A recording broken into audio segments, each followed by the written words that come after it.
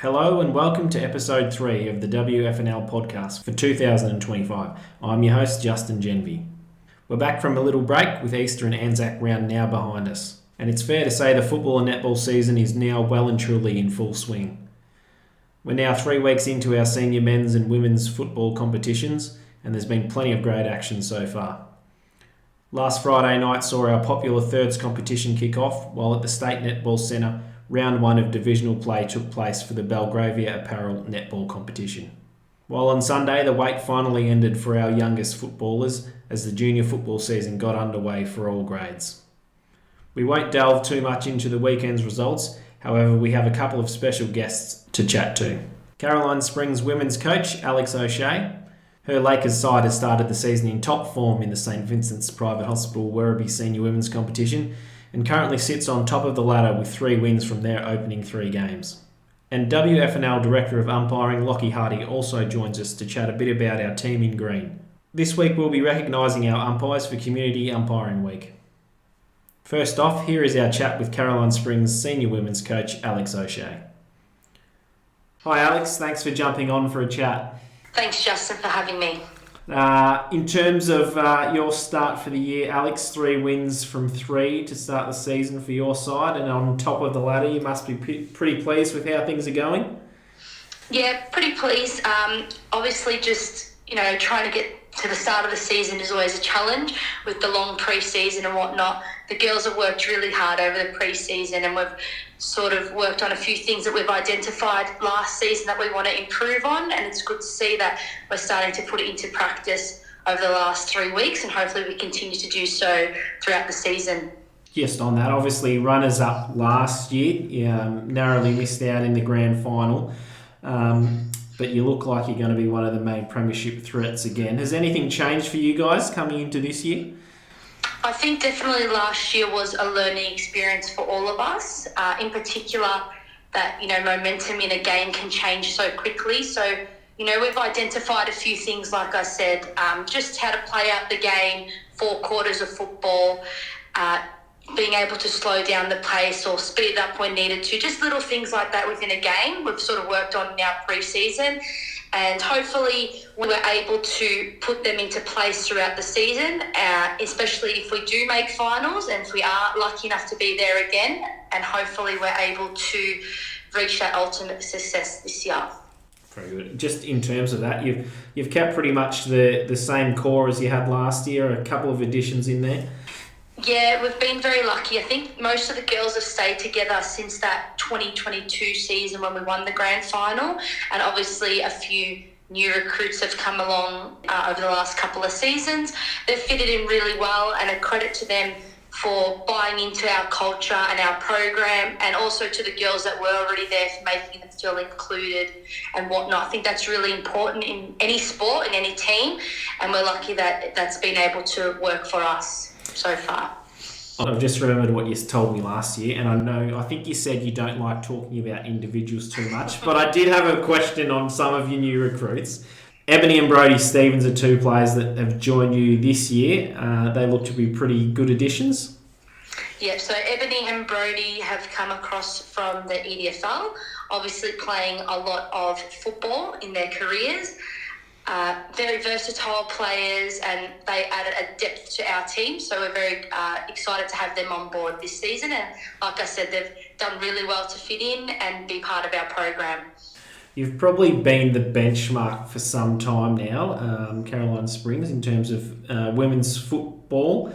Just talk about the women's program there that you've got. Probably the most important thing about our women's program is at our club, the junior girls and the senior women are very included around the club, and that goes down to the committee past and present, the support that we have within the program from the committee and the coaches that are involved is fantastic. We try and build that one club mentality at Caroline Springs, and I think that we've done that well and we continue to do that well. I also think that the club itself is open to feedback and implementing change as well, and I think that's probably been something that's helped the success of the women's program, both for the junior girls and the senior women. So Yeah, I think that's where we're sort of heading as a club, and probably what makes it where it is today. Very good. Obviously, the senior side didn't get the premiership last year, but your under-18s did, so that was great for them. Have any of those players moved up to see the senior women's team this year? To be honest, not a lot of them. I think they're still playing the under-18s football, or a lot of them are at the Western Jets in that program. But like I said, because we do have that strong pathway from junior to senior footy, we work in partnership with the under-18s. We did a few pre-season training sessions together, and throughout the season, some of the girls will join in our training session as well, just to build that connectedness amongst the group. So they are obviously exposed to senior women's football, but obviously still working in that under-18s program, or like I said, through the Western Jets. Very good. So I guess exciting going forward then that you've got, you've got some talented players that will come up to senior football in the next few years, hopefully. Yeah, definitely. And because they've been a part of the program so long, everyone's used to each other and they know each other. So obviously will make it a lot easier to transitioning.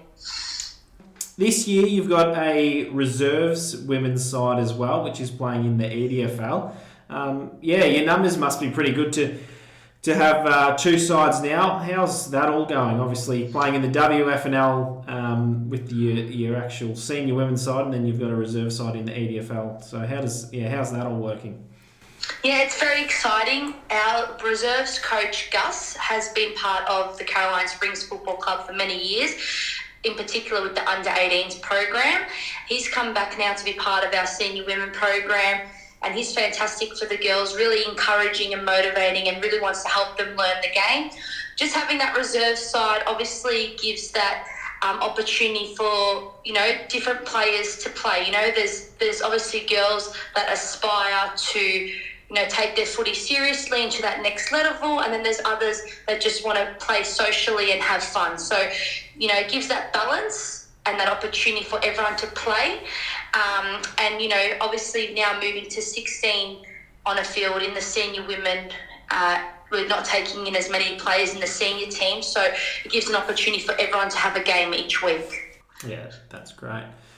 You played Parkside on the weekend, probably your first big test of the season so far, and you came through that one successful. What did you make of the performance? Yeah, it was a fantastic game. Like you said, it was a challenging game, and credit to Parkside. They played some great footy. And of course the conditions weren't quite ideal, but footy's a winter sport, like I keep saying. So it was good to have, that wet condition footy weather. Look, I'm just glad that the girls were able to respond when we were challenged and make changes, and obviously come through with the win. But like I said, it was a great game from both teams, and all players really gave it their all. So, yeah. West Footscray this weekend at Skinner Reserve, where the grand final was played. You excited to be heading back there? Yeah, definitely. Skinner Reserve is a great oval, and it's fantastic that the WFNL are able to, and the West Footscray Football Club are able to secure a great ground to play on. Obviously, being a bigger ground, it will obviously test fitness in our game style, but we're excited and obviously looking forward to taking on our opponent as well this week in West Footscray. It's your third full season as coach. Have you enjoyed the challenge of coaching? I guess you're still doing it, so you must be. Yeah, I'm still doing it. So, yeah, look, I love coaching. Obviously, once I finished playing, still wanted to be involved, and I was grateful that I was offered the opportunity to coach at Caroline Springs. I think, like I said before, having that continuity amongst the group has allowed us to, build on our game style and build the culture that we want to have at that senior level of football at our club. So I'm still enjoying it. I hope the girls are still learning and enjoying it as well. And like I said, just want to make sure that everyone's enjoying their footy and that we're building a great inclusive program at our football club. Very good. You're coaching the WFNL senior women's interleague team this year. That must be a bit of an honour. Are you looking forward to that? Yeah, I was very excited and honoured to be able to have this opportunity to coach the WFNL senior women's team for the Interleague. It's been a great experience. I've got some great coaches working with me. So I've got Jade from Werribee Centrals, Wayne from Point Cook Centrals, and Izzy from our under-18 Caroline Springs team as well. And we've really worked well together with Luke from the WFNL to create this program for the Interleague and give opportunities for the players to take their football to that next step. It's been great to, like I said, work with the other coaches and get to know the players in the league as well. And I think the players themselves have actually enjoyed training and getting to know one another as well. So we're getting towards the end of our training sessions, and in the next couple of weeks we'll confirm our squad of 25, and then looking forward to the game against the Southern League on the 17th of May. So that'll be a good kid out. You guys got an early start on it, and have done quite a few sessions now. So yeah, how's it all been going? Yeah, we thought it was important, being the first year of Senior Women's Interleague in the WFNL, to make sure that we took all steps and made sure we were following the process properly. I guess no one had really experienced it in the senior women's competition. So that's why we chose to have those extra training sessions. And I think as well for ourselves as coaches, just to get to know all players within the league. It was great to see that a lot of the players who were nominated from their clubs as well. So clubs had an input as to who was nominated for the tryouts. And obviously now that we've had a couple of training sessions, we've got to know the girls, their strengths, and so forth. So we're able to start to think about our game plan and how we want to play during that interleague game as well. So, and like I said, it's been an opportunity for the players to build relationships amongst the group and so forth. Very good. Are you confident you'll be putting a strong team on the park come May 17? Yeah, definitely. I think, the WFNL has some fantastic talent in the senior women's competition, and I'm looking forward to seeing that on display on the 17th, but also to see how each player works together in a new environment as well, I guess, playing with new players, etc., new coaches. So it's a great opportunity, and I think everyone involved is really excited and looking forward to it. Yeah, we're definitely excited for that. I think that's all, Alex. It's been great chatting to you. Thank you very much for having me. All right, very good. All the best for the rest of the season, Alex, and I'm sure we'll chat again soon. Thank you very much, Justin. We're now joined by WFNL Director of Umpiring, Lachy Harty. Thanks for having a quick chat with us, Lachy. We're celebrating umpires this week. It's Community Umpiring Week. Tell us a little bit about what's in store for the WFNL umpires. I understand you've got some AFL umpire royalty attending training on Thursday night.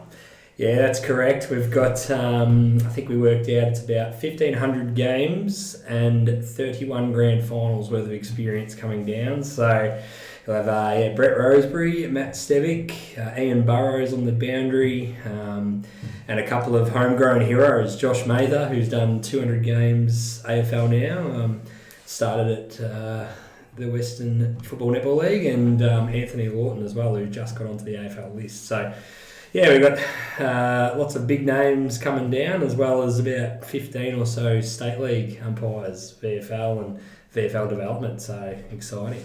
That's great. What will they be up to on the night?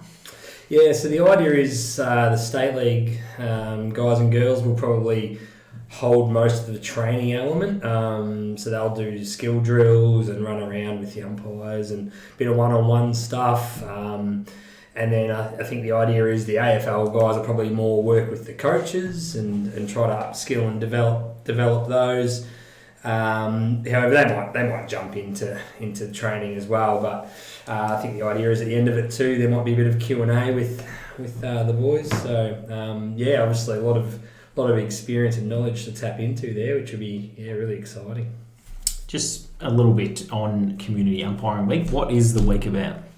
Yeah, so the week's just obviously celebrating the umpires on the field, we don't often get, actually most of the time we normally just get hammered from pillar to post, but it is nice to sort of step back and actually appreciate, I suppose, the work that the umpires do on the field. I've come from a footy playing background as well, so I'm not going to say I'm not an umpire basher myself, but, I can certainly appreciate the work that the umpires do and how when you get good umpires it's actually a much better game. So I think it's great to just sit back and actually take a little bit of time to appreciate what the umpires do, and then I'm sure everyone will get back to regular programming the week after. But it is nice just to sort of and for these AFL and VFL umpires to give back to their community groups, and I think that's really exciting too. And I know a lot of the kids they love it. Like even just having the AFL guys attend training, even if they just stood there in the corner, it's definitely a buzz for them as well.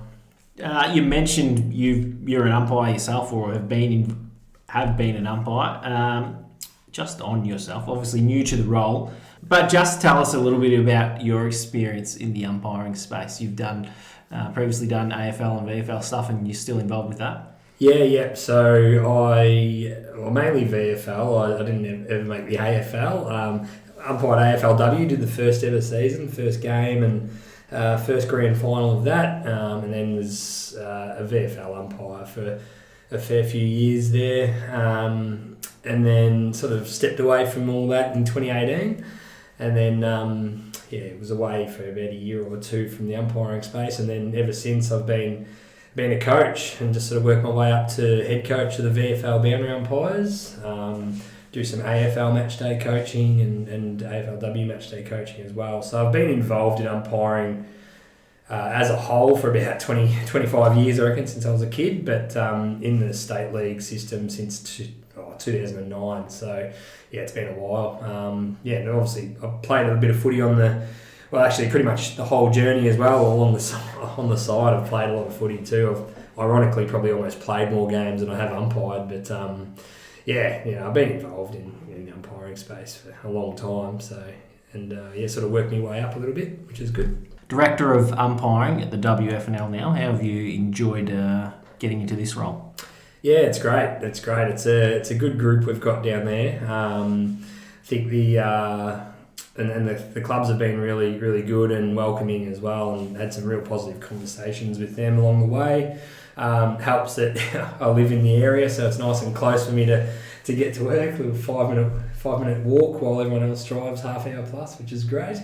So that's really good. But really, really enjoying the role so far. We're a few weeks in, and it seems to be pretty positive. Pretty happy with the way things have started. So I'm just hoping that it sort of stays this way, and hopefully lasts the whole year. But pretty happy with how it's all going so far. It's good to hear. In terms of umpiring numbers, I think we're around the 400 mark again. We pleased with that? Yeah. So I was just chatting to the guys from AFL Vic before. So year to date, we're 20 registrations down from last year. So we're pretty much on the exact same marker. You do get a lot of those junk regos that people just sign up and you never see them. So we can kind of discount those. So pretty much the same as last year. But I think the standards certainly improved as well. We've got some good coaches and things like that down there. So numbers are about the same. As always, would love more. 400's okay, and it looks good on paper. But when there's games still missing out on umpires, you'd like to be able to fill everything. As you mentioned, we're always looking for more. How can people get involved, and why should people umpire? The money is great. It's pretty easy money really. You run around for a couple of hours on a Saturday or Sunday and get yourself $100 plus. People can get involved they can just jump on the website. Obviously, there's some links in there that they can follow, or all the details are on the website. Obviously, we train in Yarraville on a Tuesday, Thursday, starting at about 5:30 onwards. We've got academies out in Hoppers, Werribee, Point Cook. The reasons there's just so many different reasons why people do it. Some people do it to get fit. Some people do it, obviously to get paid, and others, they might not be able to play football and they want to stay involved and run around. And others do it for the social element too. I mean, not everyone can be involved in a football club where they have those mates that they see every Thursday and Saturday or whatever, but umpiring provides that for people as well. It's a safe, inclusive space, and whether you're a bit older or you're young or you're a girl or boy or whatnot. I mean, it's a welcoming space for everybody. So it just provides an environment where people can be themselves and make new friends and make a bit of money at the same time, which is always a nice little bonus. Very good. You just mentioned earlier before as well, just some of the coaches. You've got some good coaches involved in the league. Do you just want to touch on some of those? Yeah, so we're pretty lucky. We've got obviously Troy Pennell, pretty well-known figure in the AFL circles. He was around the AFL system for a long time, did about 200 odd games, maybe more. I haven't looked up the stats actually for Troy, and but yeah, obviously he was around there for a while, and having sat in on a couple of his sessions, he really knows what he's speaking about. He played a lot of footy as well, so he's got a really good football brain and just wants what's best for the game as well. So he's been great to work with. And we've got Peter Howe, who's been involved in the AFL as an umpire, and there's an Umpires Association exec, I suppose, for a fair while. So he's alongside Troy as well. So a lot of expertise there, good knowledge, AFL systems, but have been able to, work really well in the community space. Boundary umpires, we've got Steel Irish, who umpired a lot of VFL footy as well as AFL. So he's obviously well credentialed. We've got Marie Wilkie, who's she had a son that was in the VFL system for a while. And Graham Hodgart, the goal coach, was also in the VFL. So, we've got a lot of people that have sort of been there and done that, and they're now, giving back to the next generation. So, and they're really approachable, really personable, but yeah, also really, really knowledgeable, which is important. So, no, really happy with the coaching crew that we have. I've probably missed. There's a few support coaches as well that I've probably missed. But we've got a lot of experienced people that just chip in as well as mentors and all of that. So we're pretty lucky in that sense. Very good. Lachy, we've been lucky enough to have a few ex-AFL umpires. Umpire games throughout the season so far. So that's been pretty good for the league. Yeah. Well, Troy's actually made he's made the return himself. He's done a few games, which is great for the league. But obviously this weekend just gone as part of community round, we had Nathan Williamson, who's the current running umpire. He was running around Newport in an under 12 girls game, which was fantastic. Run with a couple of our young up and coming umpires, great experience for them. And then I'm sure everyone would have seen a few weeks ago the great man Razor Ray running around at Spotswood. Admittedly, that was all sort of teed up through the Spotswood Footy Club, which was awesome. But geez, it was it was good for us. Good to see Razor running around in a Western Football Netball League kit. Got a lot of airtime as he would probably really enjoy. So it's been really good and great. Great promotion for the league and for us as umpires, I guess. Great to be recognising the team in green this week, Lachy. So hopefully it's a positive week for all the umpires out there in the WFNL. Thank you, Justin. Should be a great weekend, and as always, we'll do our best, and that's the best we can do, really. It also happens to be the Pat Cronin Foundation round this weekend, which the Western Football Netball League is once again proud to be supporting. The special round honours the memory of teenager Pat Cronin, who tragically lost his life after a coward punch while on a night out in Melbourne in April 2016. We are one of 7 leagues that will participate in the round. Among an array of initiatives, football and netball players across the league will wear yellow BY's armbands. Yellow is the official colour of the foundation. In doing this, our clubs become part of a powerful movement, remembering Pat and spreading the vital message of the foundation. Be wise, end the coward punch. The yellow armbands serve as a visible reminder of our collective responsibility to stand against senseless violence. Spotswood and Yarraville 7 will go head-to-head at Donald McLean Reserve on Saturday in what will be the league's marquee match day as part of the Pat Cronin Foundation round. Information on the Pat Cronin Foundation will be available at all games, along with details on how you can support the foundation, which is as simple as purchasing a raffle ticket. You can also visit patcroninfoundation.org.au for more. That's all we've got time for this week. We hope you enjoyed the show. Tune in next week to hear us discuss the weekend's results, while we'll again be joined by a couple of great guests. See you then.